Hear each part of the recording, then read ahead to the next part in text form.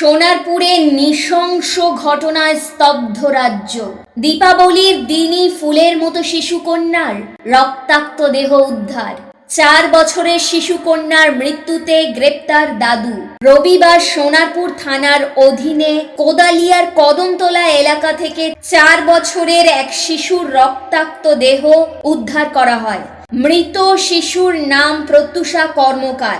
স্থানীয় বাসিন্দারা জানান, হঠাৎ বাড়ি থেকে চিৎকারের শব্দ শুনে তারা দৌড়ে যান। ঘরে ঢুকতেই দেখেন রক্তে ভেজা অবস্থায় মেঝেতে পড়ে রয়েছে প্রত্যুষা।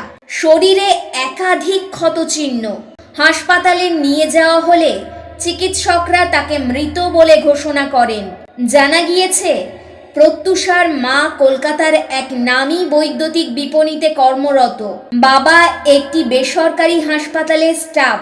প্রতিদিনের মতো রবিবারও তারা কাজে বেরিয়ে গিয়েছিলেন। বাড়িতে ছিলেন দাদু, দিদা এবং শিশুটি দেখভালের দায়িত্বে থাকা এক মহিলা পরিচারিকা। তাদের সামনে কিভাবে শিশুর মৃত্যু হলো তা নিয়ে রহস্য ঘনিয়েছে।